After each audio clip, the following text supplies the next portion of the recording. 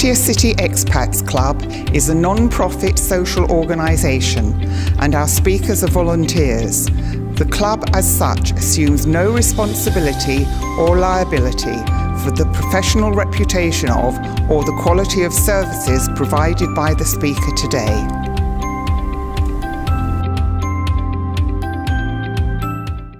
The MC isn't on stage. We're going to be talking about hearing aids. Now, he was going to do free hearing tests for members. Okay, but you know all about that. So, right, he has been in the hearing aid business for 26 years, originally with Miracle Ear. After 6 years, he went into private practice and he is nationally board certified in hearing instrument sciences. Please give him a warm PCEC welcome.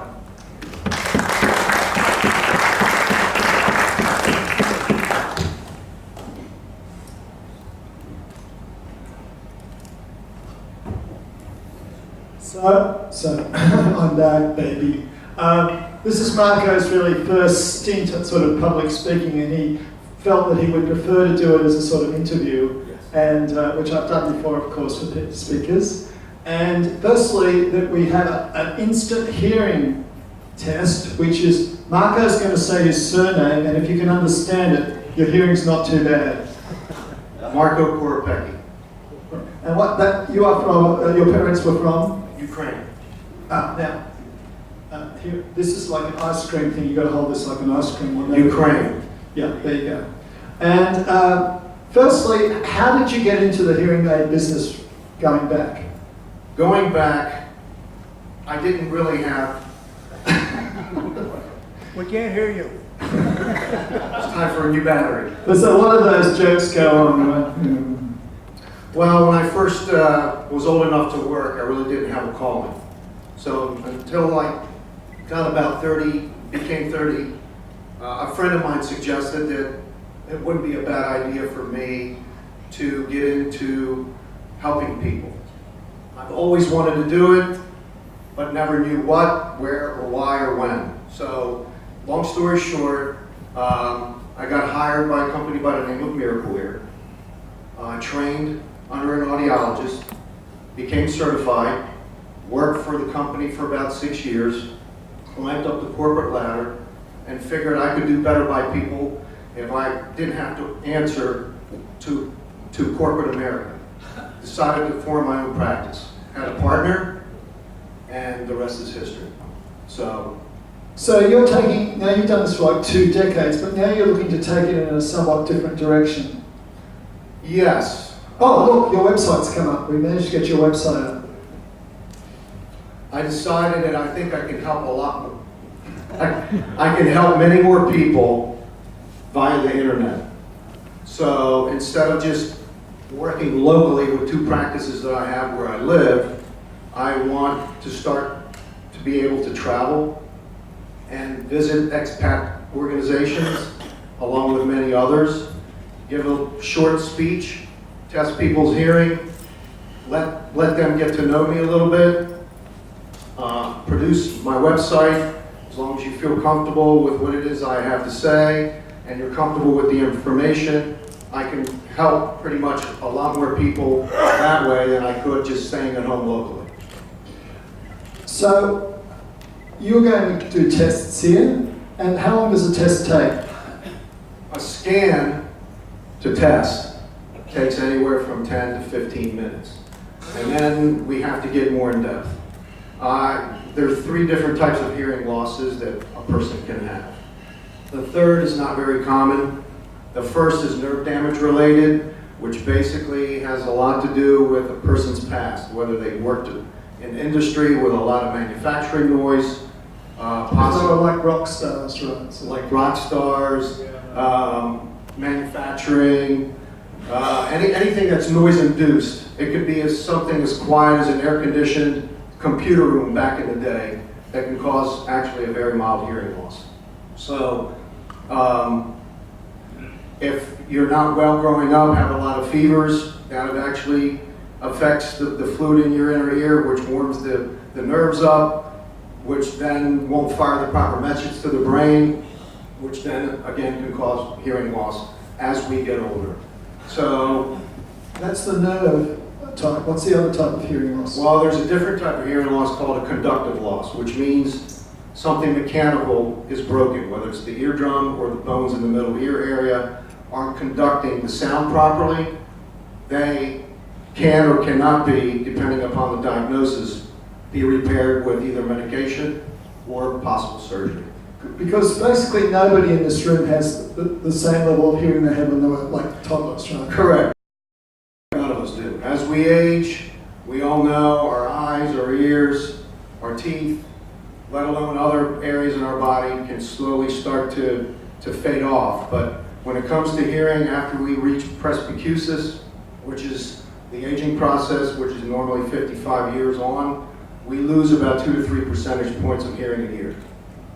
So there you go. But one of the things that we talked about when we discussed this earlier was nowadays it's very individualized, the hearing aids that are created. That is correct. Years ago, when hearing aids became popular, they were worn on your body. It would look like a little transistor radio. You had an earphone, and people would talk into the body aid, and the person, fortunately at that point, would be able to hear. And that was just what we call a generic amplifier. Now they're totally different. They evolved into analog hearing aids, which normally were large, the big, I call them bananas that go behind the ear because they're fairly big. Well, now they've miniaturized them and digitized them to the point where when I get a hearing aid from the manufacturer, it's a blank slate. I take the results of your hearing test. Sorry, I'm going to interrupt you. Because I find, you'll understand why I interrupted you in a second, but I find there is a new sort of deafness, which is the deafness of this. Spending all the time on the internet surfing the web. And I have already asked people, do not surf the web while people are talking. Take it outside. Well, if you see somebody next to you doing that, can you please tap them on the shoulder and say, did you hear what Ren just said? Sorry, it's a really big bugbear. I go to a lot of trouble to arrange these speakers. They get up here feeling nervous. They often put a lot of work in. You sit there surfing the web. It's unbelievably disrespectful. Unbelievably. And if I see anybody surfing the web while this talk's going on, I'm going to come down and say, you've just volunteered to give a talk, a 40-minute talk here, so you can see what it's like. Who thinks that's fair enough? Because we make fun of the young people doing it, and then the people come here and they do it. Sorry. That's okay, thank you. Gave me time to think about what I wanted to say. Digital slate. That's where you were. You're on the digital slate. Thank you. Yeah, when it comes to digital hearing aids now, they're a blank chip inside the product. And that gives me the opportunity to take the results of your test that we had. And normal test takes more than 10-15 minutes. A scan takes that amount of time. A true good hearing test will take anywhere up to 45 minutes. And basically then I take the results of your audiogram, imprint it onto the digital chip that's blank, and now we have a prescriptive-based product that you are wearing that's only indigenous to you. And therefore, if there's any concerns that anyone might have after wearing the hearing aids, we can address them precisely. Years ago, people complained, and it's still going on now when it comes to hearing aids, I hear everything in the background, but I don't hear the person at the table with me. Well, now a lot of that can be addressed if you're fitted properly with that type of equipment. As to another reason why it's important to have a good, accurate result so that we can put it into the microchip of the hearing aid, and then you can go about your lifestyle, and most importantly, it can improve. So, and this is something you can do via the web now, these tests? I can do it via the web, provided I have an accurate test from the patient. Legally, we cannot ship hearing aids to anyone without a legitimate test, because it's just not right. It's not ethical as far as I'm concerned. So I will be on the receiving end of the test, I'll be on the receiving end of the chat line, I'll be on the receiving end of your emails. So that way that when I do get the results, I will be the one programming, or someone hopefully eventually I'll hire to be able to do the programming for me so that I can be more available to go about and do my presentations. So are there symptoms you can, because we have a couple who's been married for like 18 years. Have you noticed any deterioration in the quality of the other person's listening skills in those times? Yeah, I have selective deafness. Maybe that's a good thing to have. That's how it starts. That's how it starts. So how can you tell if, distinct from the person not listening, that their hearing might be? Because I've got a guy, I think his hearing might be going, he leans in when I talk. Because a lot of people, when they realise it's me talking, they're leaning away, right? Well, yeah, I mean, one tall tale sign is usually the person that's got the loss, at least in its embryonic stages, is the last one to notice it. It's normally the spouse, significant other that you're with most of your waking hours. They're the ones who are going to notice it first, and maybe subtly, or depending upon for how long it's been going on for, rudely might let you know that it's time to get your ears checked. So that's the number one tall tale sign. Number two, you start to notice that when you're starting to go out and have dinner out in restaurants, etc., the person complains that they can hear everything else around them, but not the conversation at the table with the person or the persons that they're with. That's another tall tale sign. Because that is an amazing ability that when I think it's when they get cochlear ear implants in the early days, they tended to magnify all the sound. And this whole thing, we can have this selective hearing where we tend to hear just what is close to us. That is correct. And now, because everything's been miniaturized, the most popular type of product that I recommend people consider getting is the one actually that's small that goes behind the ear, because there's enough room to put twin microphone technology there.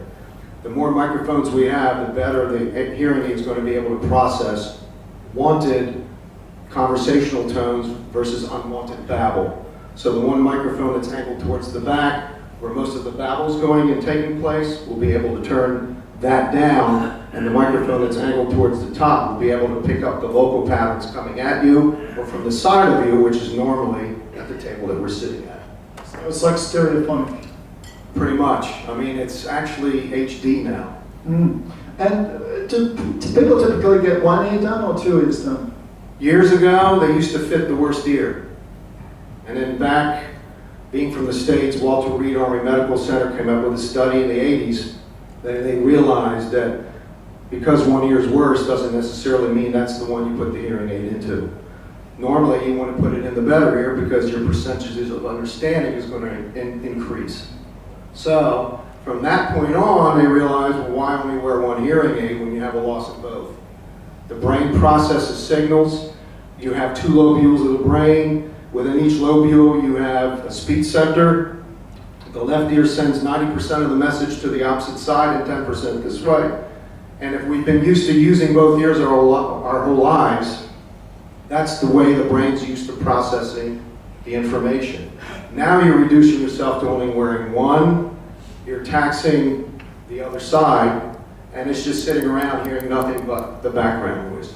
So if you have a set of hearing aids that are calibrated for each ear, they're going to work better as a pair. Ultimately, you're going to be better off. I know this is how long is a piece of cheese string. You know, cheese can come in strings. What sort of costs are people looking at? Say again? The cost. The cost of hearing aids can range depending upon the technology that we're looking for. We break it down in channels and bands. If anybody knows anything about stereo systems, you can have quite an elaborate stereo system with an equalizer, and each frequency that equalizer has, the more you can tune the stereo to your personal taste. Hearing aids and the microchips inside of them operate the same way. The minimum amount I would recommend is 8 channels. They make them as high as 20, which I think is overkill.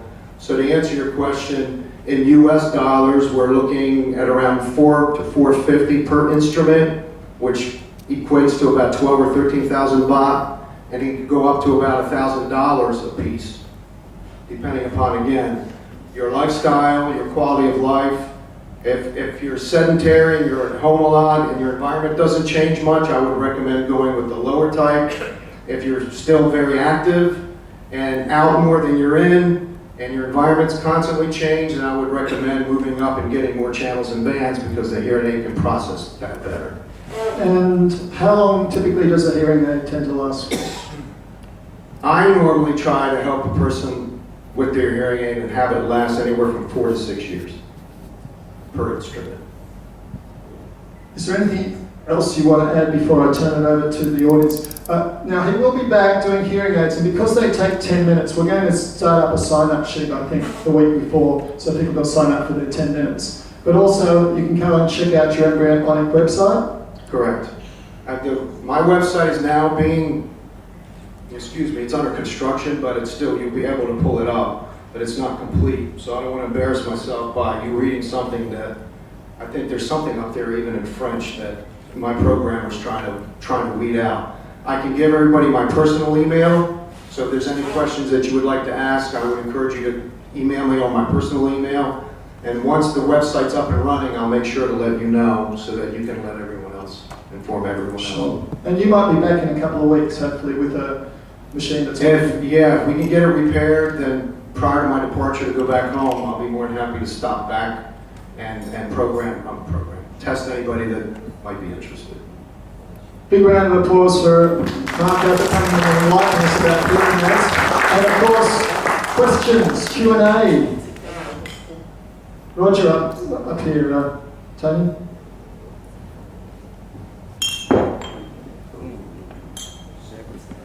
I roomed with a couple of guys on a cruise that had hearing problems. I could tell that because on one day I walked down the corridor going to my room, and from about 10 doors away I could hear the TV in our room. When I went in, it was on 78 out of 100. And when I said, what are you doing with the TV so high? He said, well, I didn't realize it was so high. My question to you is, and that's happened more than once on the same environment. It gets really tiring when you try to carry on a normal conversation with your roommate, and you either get no response or you get, what'd you say? What'd you say? 2 weeks of that, and you want to kill somebody. So my question to you is, how do you approach somebody that you know is losing their hearing?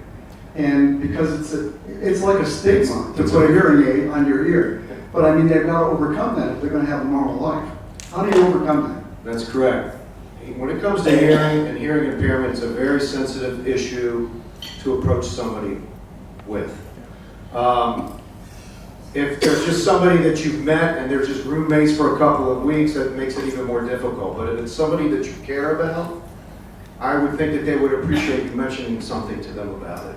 And just say, listen, I walked into your room, your television's on 78, I listened to it at 15. There's obviously an issue here. You know, when we approach people and they do a lot of squinting, we have no problem telling them you might want to get your eyes checked. But when it comes to your hearing, it's a lot more difficult. So I think it's individualized. You got to read the person, and you got to know you're going to be the one who knows the best way to approach and talk to them about it. A lot of times it's the spouse or the significant other is the first one that should, in my opinion, mention it. If not a child, an offspring. And then, you know, friends sit around a table and everyone's doing a lot of this, and you feel like you're still close to them, but for whatever reason you're reluctant to. So it's a sensitive issue that I would recommend you just figure out the best way to do it, except there is no exact way for me to be able to. Am I correct in the fact that as you get older, it's actually the higher frequencies you tend to lose? Yes. The higher frequencies are the one that tail off first because they're first in line in your cochlea. Those are the nerves.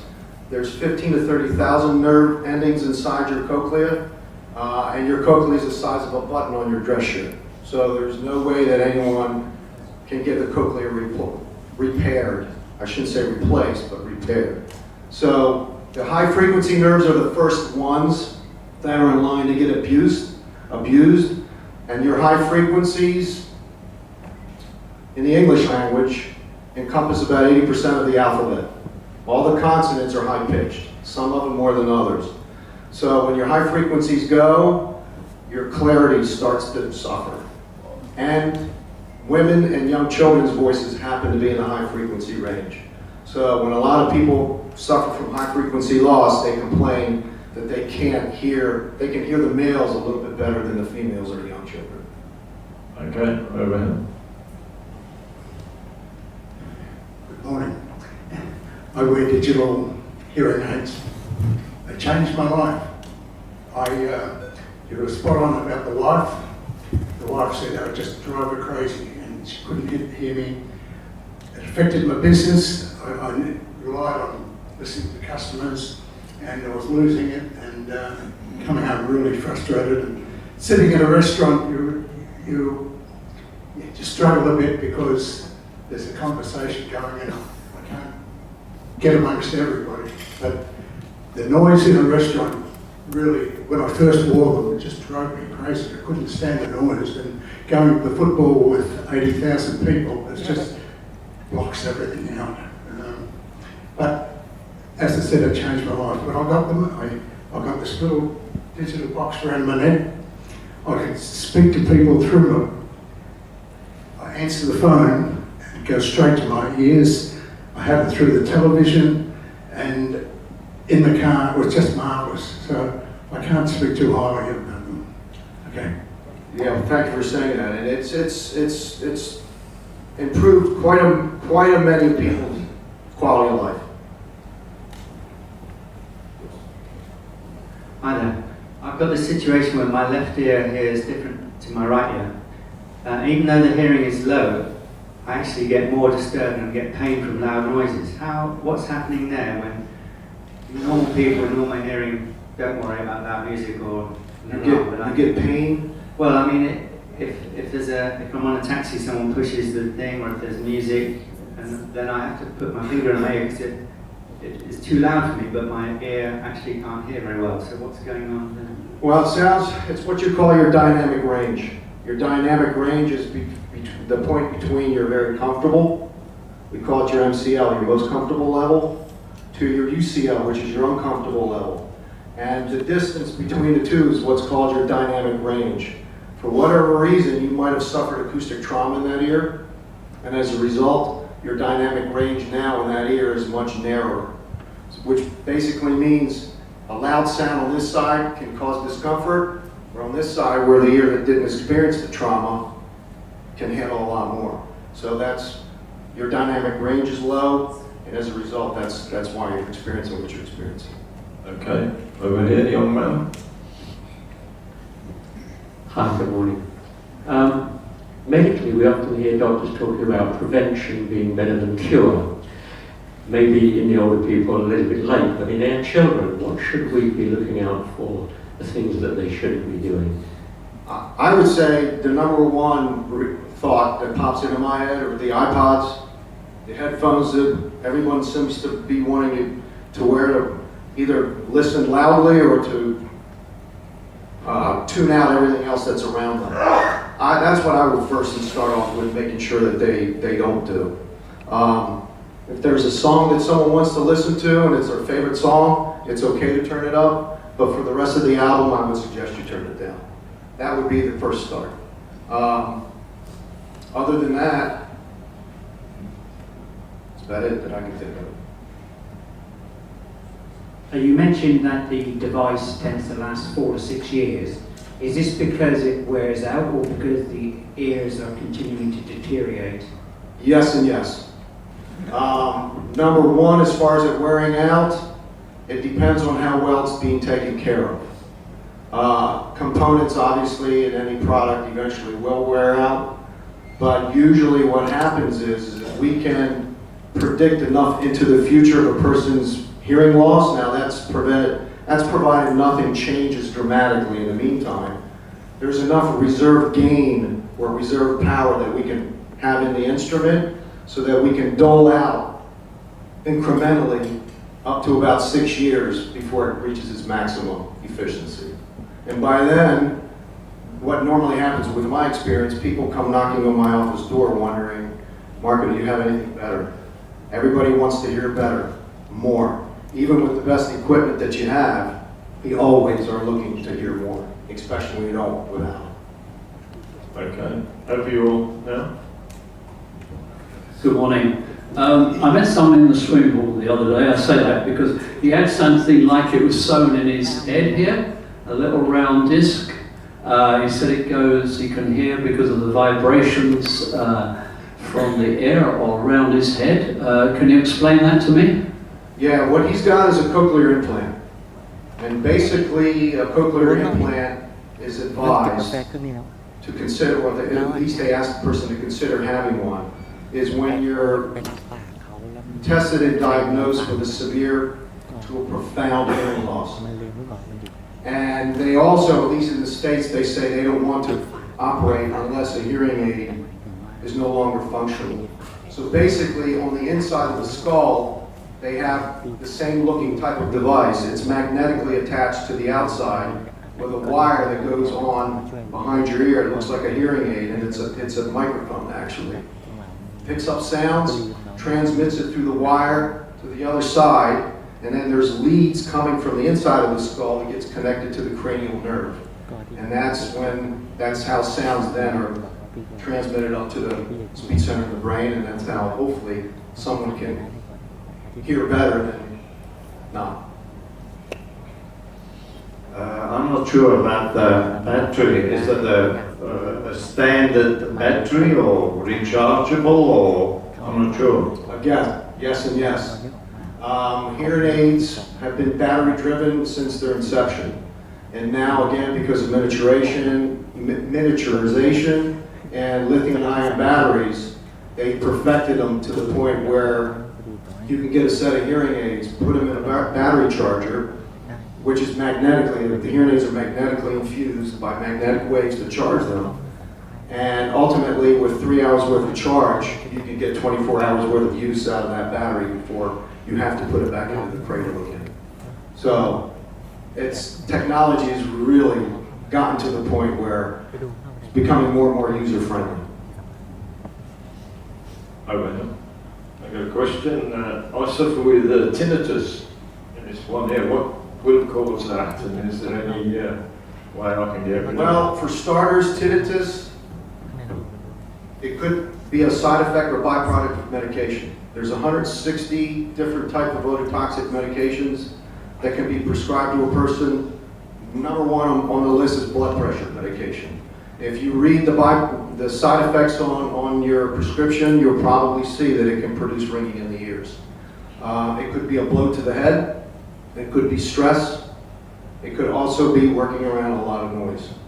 And as a result, tinnitus, there's no right or wrong way to pronounce it, as a result. Both those sort of impact and noise have affected my ears over the years. And so I've got to suffer with it. Yeah, well, the interesting thing with hearing instruments now, years ago, they had what's called masking devices that you could get and put it in your ear and figure out the frequency of your tinnitus. And then we trick the brain and pump in a competing sound wave that actually masks the tinnitus and makes it go away. Now, with the hearing aids, they're in the same product. We have tinnitus maskers built into the hearing aid. So now it's a win-win. It's addressing your hearing loss and it's addressing your tinnitus. Possibly, there's no for sure gavel that you could strike to say that the tinnitus mask will work, but it's been shown and proven that when people wear hearing aids, they're distracted because they're hearing better and their tinnitus goes down.